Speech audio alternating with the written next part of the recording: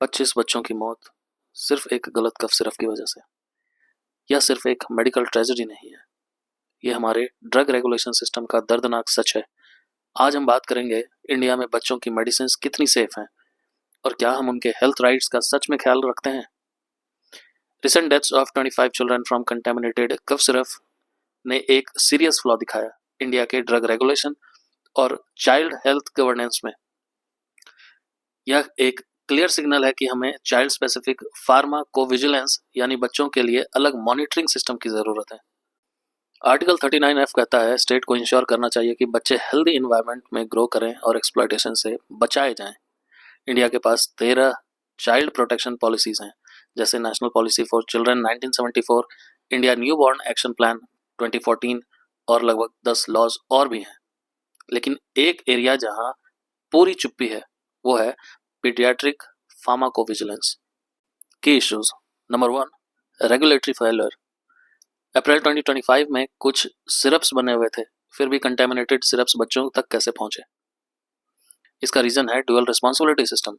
CDSCO देखता है बड़े मैन्युफैक्चरर्स को, स्टेट ड्रग कंट्रोलर छोटे और मीडियम यूनिट्स को देखता है, लेकिन कोऑर्डिनेशन जीरो है इन दोनों के बीच। Second one is therapeutic orphans. Doctor Harish Shirke ने बोला था children are not small adults.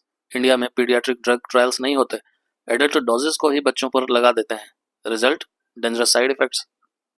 Global practices. US में best pharmaceuticals for children act है। यूरोपियन यूनियन में paediatric use marketing authorisation system है। ये दोनों R&D इनकरेज करते हैं, लेकिन इंडिया में ऐसा कुछ भी नहीं है। Essential medicine gap. WHO के essential medicine list for children EMLC को इंडिया फॉलो करता है, लेकिन हमारी EMLC अपडेट्स रेगुलर नहीं है। बच्चों के लिए क्रिटिकल मेडिसिन टाइम पे रिवाइज ही नहीं होती। Other concerns. On the counter misuse. लोग कफ सिरप और फीवर के लिए बिना प्रिस्क्रिप्शन दवा ले लेते हैं। सब standard drugs, zero tolerance policy होनी चाहिए।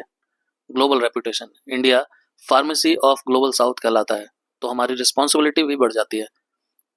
गाम्बिया, उज्बेकिस्तान, इंडोनेशिया में डेथ्स हुए इंडियन सिरप के लिंक के साथ। सो पॉलिसी रिकमेंडेशंस इस प्रकार हैं। नंबर 1, CDSCO के अंदर एक पीडियाट्रिक ड्रग रेगुलेटरी सेल बनाइए। सेकेंड, इंडियन स्पेसिफिक डाटा और क्लिनिकल ट्रायल्स शुरू कीजिए। Third one is regular monitoring और लेबलिंग नॉर्म्स बनाइए। फोर्थ, फार्मासिस्ट और पेरेंट्स के लिए अवेयरनेस कैंपेन्स चलाइए।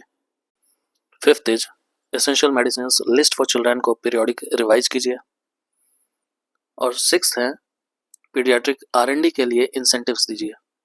सो इन कंक्लूजन, फार्माकोविजिलेंस इग्नोर करना बच्चों के हेल्थ राइट्स तोड़ना है। इंडिया को अब एक ट्रांसपेरेंट और अकाउंटेबल सिस्टम बनाना होगा जहां बच्चों की मेडिसिन उनके लिए सेफ और टेस्टेड हो, क्योंकि उनका हेल्थ प्रोटेक्ट करना चैरिटी नहीं बल्कि हमारी कॉन्स्टिट्यूशनल ड्यूटी और मोरल जिम्मेदारी है, और इससे हम भाग नहीं सकते। Thank you.